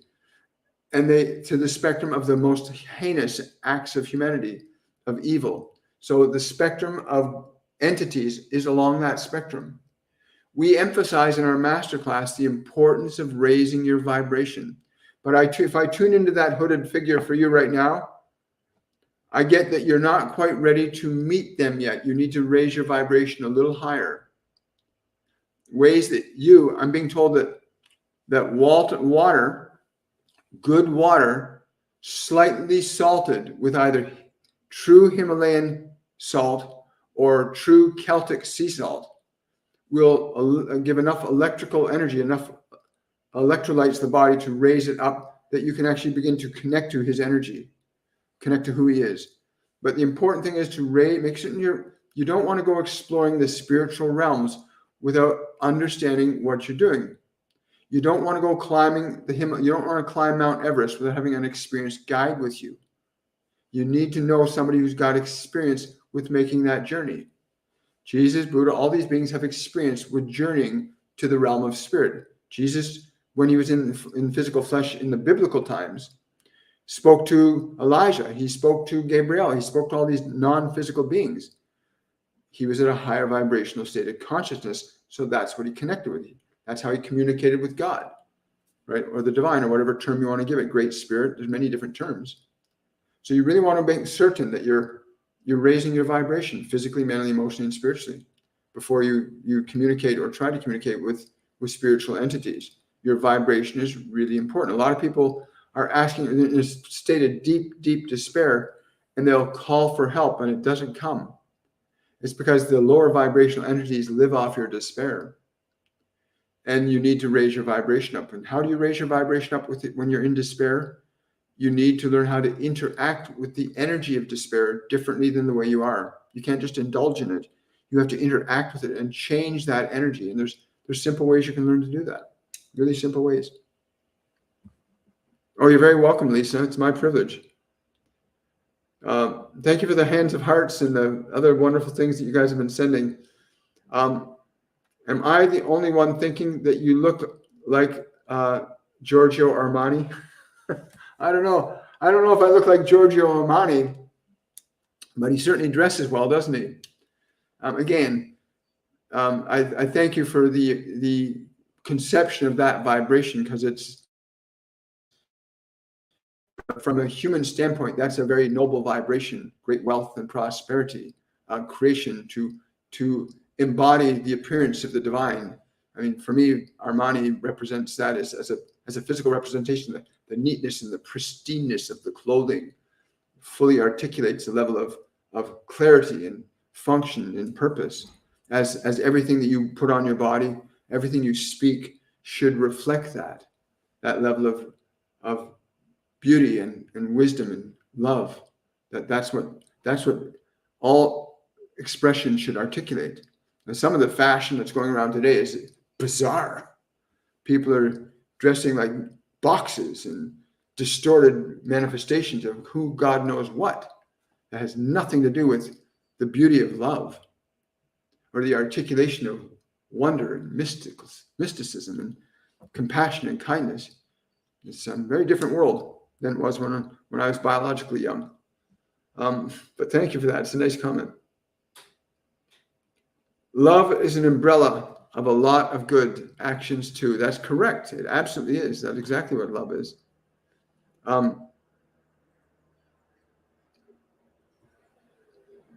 Any message from my mom? Who's asking this? I got to get a different way of reading the names here. Sun and Stars. Yeah, she says you need to do some play. You don't play enough. She says you don't have enough fun. She wants you to have some more fun. You need to have some more fun. You're too serious. Go and have some fun. Right? Go to an amusement park. Do something where you just have fun. She said, then you'll feel me. Yeah, she liked fun. She said she liked fun. You know she liked fun. She wants you to have that too, to be that. Someone's saying, who is this? Hi, Mama. Mama's saying, can you talk a bit more about things resistant to judgment of ourselves and others? Just missed it. Again, my immediate response to your question is to try and remember what was said earlier. That's my personality getting in the way, right? So I'm not going to do that. I'm going to let them answer for you. You must understand that the function of resistance is the opportunity for transcendence. The function of resistance is the opportunity for transcendence. Resistance can come in many different forms to you. Resistance can come in the form of anger or sadness. It can come in the form of pain in your body. The normal automatic response to resistance is usually to resist more, to deny, to reject, to push away. I don't want to feel this. I don't want to know this. I don't like this. That is the generally accepted approach to dealing with resistances, but it is unsuccessful in overcoming them.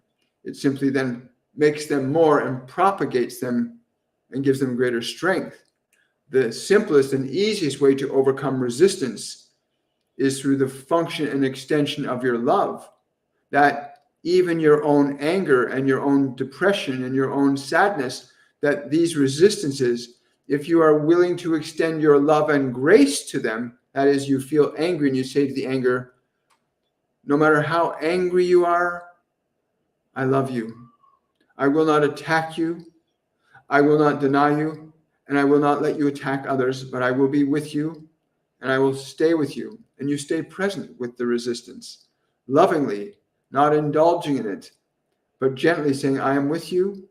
I am with you in love and grace. I will not allow you to express as anger, but I will let you be as you are, and I will be with you as love. And even your sadnesses and the aches in your body can be approached in a similar fashion. You say to the ache in the body, I am with you. I will not ignore you. I will not deny you. And you then let your love be the extension of your grace. And the extension of your grace will transform the resistance in a way that resisting it will never. That is the simplest and most direct way that we can guide you to utilize in your approach to resistances for yourself. Thank you so much. Sometimes I catch myself with the horrible feelings about my ex. And I said to myself, no, Vera, stop. Yeah, you can do, yeah, that's one way. You can certainly do that, but you can also say to the part that is having those horrible thoughts, just say, I love you. And not letting it think that way is really good. Just saying to it, even though you think that way, I love you. It doesn't mean you're indulging it. You're just saying, you're recognizing there's a part of you that's still feeling the pain of the loss. And that part of you is inside. It has nothing to do with him. That part, those horrible thoughts, that the anger about that person doing that to you isn't because of them. It's something in you that's still feeling that. And you need to turn to that and say, oh, you're really angry. You're really hurt. I am with you. I love you.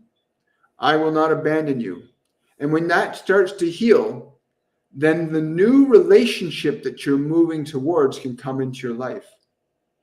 Because you won't be carrying, once you change that pain and anger about the other relationships, once you change the pain and anger you've been carrying from past relationships, once you can let that go, then a relationship that will not be based in the pain and anger of the past will then be able to come into your life. But what most people do, they hold on to their pain, they hold on to their anger, they suppress it, they deny it, they forget about their pain and their anger from the past relationship, but they stuff it down inside, and then they get another relationship, and then the same thing happens again because they haven't released or healed the pain and anger that they're still carrying. And if you want to create a new relationship, you have to create a new self. You can't bring an old self into a new relationship and expect a new relationship, because the old self will recreate the old self in the new relationship. So yeah, great question. Great consideration. Words are like spells. Be careful how you use them. This is very true. Words are manifestations of, well, this new term coming out, cymatic energy, that words actually articulate a quality of vibration and frequency. You know, I love when they speak through my body, because I can feel the essence of what they're communicating through me and how that will affect other people. I can know that before the vibration even leaves my body. I know what's being transmitted. So what this person's saying about words are functions of creation. If you use the term spells, a lot of people who have been taught to believe that witchcraft and things like that are completely evil get their back up. But the truth is, words are instruments of manifestation that can organize and coordinate behavior and functions of matter, time, and space. They're functions of creation that can be done either good as not so good, because you can use words that have a vibrational function that's very low, and you can use words and thoughts that are a vibrational function that's very high. Both will create. And the cautionary words about dealing with spirits and things are wise in that you need to elevate your energy to be in a state of your highest and best self, so that you don't engage in lower vibrational energies. In that context, there's nothing wrong with the spiritual realm at all if your energy is going up. Again, this is from the perspective of love. There are beings on this planet that have existed, that exist now, that are doing evil. And they're connected to spirits and words and language and information that is very low vibrational. And they're doing terrible and horrible things, killing thousands of people with their words and their energy. So the function of creation can be either good, it can be good, and it can be evil. And you get to decide where along that spectrum you're going to exist. When you're going out and you're screaming and yelling, you're not putting love in the world, folks. Sorry. I've been there, done that, bought the t-shirt, literally. About getting angry because these people are doing something wrong. You're actually feeding the wrong. And the only way to not feed the wrong is to stop participating in it. If many of you stop supporting the government mafias around the world, you know, forced taxation is extortion. Is that right? But once people stop supporting the mafias that are doing this, then we will start to see real people reemerge into the realm of service. In the biblical statement, honor the politicians, it certainly didn't mean honor the politicians we have right now. It meant to honor those who are of true service, that serve from love and compassion, not to extort money from you or control your children or manipulate where you can go and when you can go and how you can go. No, politicians in the biblical sense were those that were truly in service to love, that chose to serve the good of humanity, not their own pockets and their friends' pockets. And maybe we can create this war over here and make a pile of money, and we'll get that money from the very people that we're manipulating into believing in us. That's what most politicians are like today. So when you stop supporting these criminals, then you'll start to see the angels return to the world of service. And there are many Christian and Muslim and Judaic communities around the world that truly honor and revere life. In every religion, there are aspects of it that are in such profound reverence for life. And unfortunately, there's great aspects of them that are not in support of life. Many of the great texts were rewritten by men to manipulate people into subservience, that you should fear God rather than love God. Taught to fear wrongdoing, which again, fear creates wrongdoing. No, honor right action, right thought. Anyway, sorry, I'm getting into a personal thing now. Sorry, guys. I guess that means I'm getting close to the end of today. Question from Blaine here. Hang on. School for Creators. I can't resist something from School for Creators. William, could you please talk a little bit on emotional attachments and triggers? How to learn to embrace and heal seemingly negative and draining influence in one's life. I can give you a very short and simple synopsis on that. Learn to apply the function of love. In our Masterclass 102, which is our second tier in our 4-level program, which is called Liberation. Our first one's called Awakening. Our second one's called Liberation. And in Masterclass 102, Liberation, the whole focus is about how to transform, release, and transcend old, dense emotions, how to release and transcend your reaction to external and internal triggers. You actually get a chance to experience how to identify, recognize internal and external triggers so that you can change the way your mind and body are responding to the world around you. You want to learn to do that. And you'll learn to do that most effectively in Masterclass 102, which is one of Master Jesus' favorite programs. He says that greatest joy comes when people realize they do not have to believe that their pain is who they are, that the things in the world can manipulate and control you. You must understand that many of you believe that if you force something in the world around you to change, your life will be better. But that is not working very well for any of you, is it? You must change the house within. Put your house in order first, that you will know peace. Put your house in order first, that you will know peace. Do not try to force the other to clean their house when yours is dirty. Clean your house first. Then you will be able to show the other how to clean theirs. Wow. Thank you, School for Creators. Blaine's asking, I got the instinct that I connected with the Amazon jungle this morning. I'm currently in Africa. Was I right in my instinct? Yes. I'm being told to tell you, Blaine, you are bridging the consciousness of the forested elements of Africa and the Amazon. You're connecting them together energetically. You're fulfilling a connection in consciousness between the two. A communication from one to the other has now been completed through you. And people don't realize that, but you wherever you go, you carry energy from one place to the other. So if you're living in a place, you're being in a place, your body and that place are communicating back and forth all the time. So when you go to another place, you bring the energy, the spirit of where you were to other places. So you can actually heal different places around the planet, communicate information that other parts of the world need that they can't get in any other way but through you. It's very fascinating. The things I've been learning these last 5.5 years, listening to Pan and many of the other divine beings, it's amazing the things that you can learn when you start connecting with people and beings that know so much more than you do. It's really such a blessing. It really is that you can learn that there's so much more wonder to life. Yeah.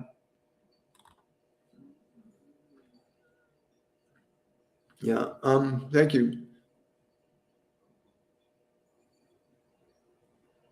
Can I talk more about things that relate to the judgment of ourselves?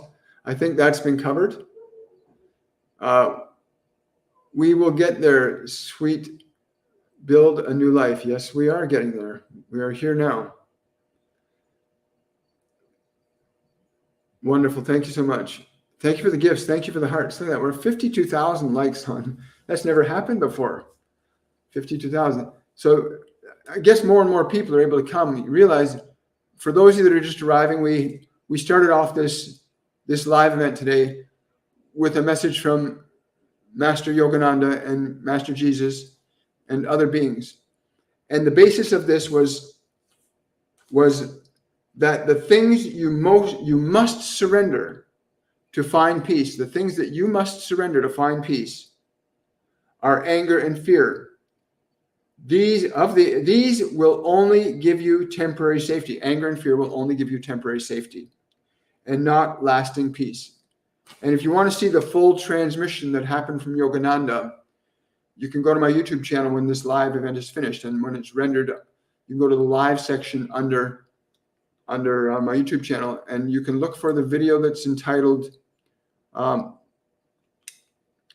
What You Must Surrender to Find Peace by Yagananda. And that will be in the live section on YouTube. I'm a spiritual medium. My name is William Michael Forbes. I'm a spiritual medium, a channel, and an intuitive life coach. And I allow the ascended masters and other multidimensional beings of a high vibrational nature to offer their wisdom and their guidance through me. In the last 5.5 years, I've been allowing them to teach others in a structured learning format the wisdom and knowledge of the masters, the things that they have learned that they can teach us to think, to say, to do, to be, to practice, to restore ourselves to what they call your function of love. And that the truth about who you are is you are a function of love. And that the world that you've lived in has conditioned you to believe that you are otherwise. And your primary goal is to remember what you are, so that what you are then becomes the function of your life. The function of love becomes your life. You don't then find what love is not in the world for you. You are love in the world. Anyway, they've created this 4-tiered program that we've been teaching now for 5.5 years, where you actually go through the process of meditation, of raising the vibration of your body, of elevating up. And if you want to know more about that, if you want to register for upcoming masterclasses, go to my website, williammichaelforbes.com, and check out the shop there. And the next upcoming masterclass is Masterclass 101. And they're called masterclasses because the ascended masters teach through me. That's why they're called that. And they will teach you what they know works in the pathway to the pinnacle of consciousness, right? Which is love. And the courses last about 3 weeks each. This one begins March the 9th and is called Awakening. And it's literally about the process of awakening yourself to who you are, because you're not your thoughts, you're not your body. You have thoughts, you have a body, but they're not who you are. And the 101 masterclass leads you in a process of realizing that again and really finding yourself. You've heard that term, find yourself, know thyself. It's written on many of the Greek temples. Know thyself. It's written out throughout the Bible. Know thyself. Right? It's very important that you do know that, especially during these times of ascension.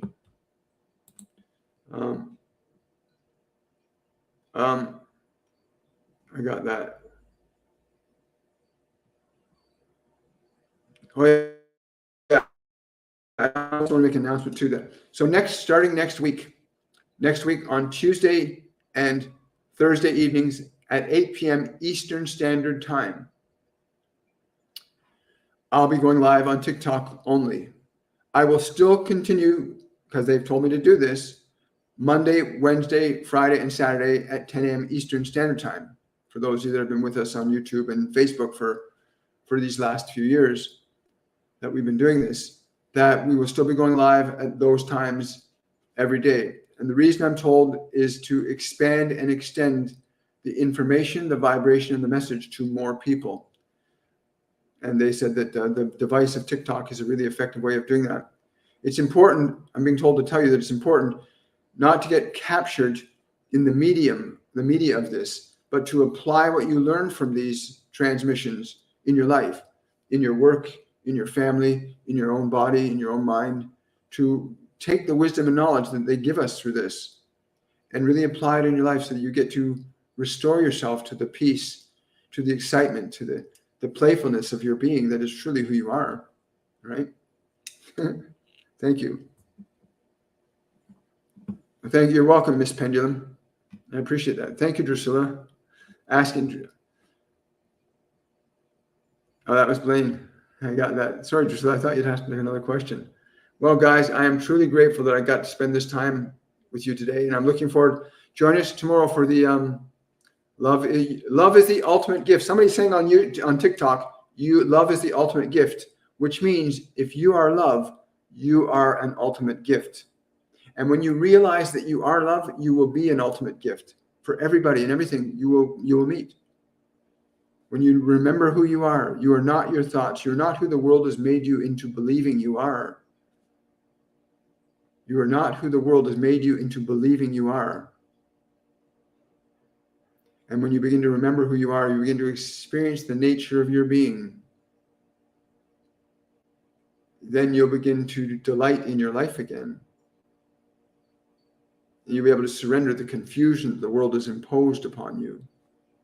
And you'll be able to surrender the needless suffering and anger and judgment that you harbor in your mind, that you bring yourself to rest each night with that confusion in your mind. You can let all of that go. And when that is gone, you will feel the light of your being as it is, as you truly are. I'm so grateful for all of you.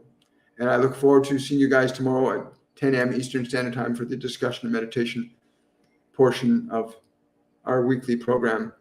And again, register for the masterclass. You only have 8 days left to do this, folks. Sign up.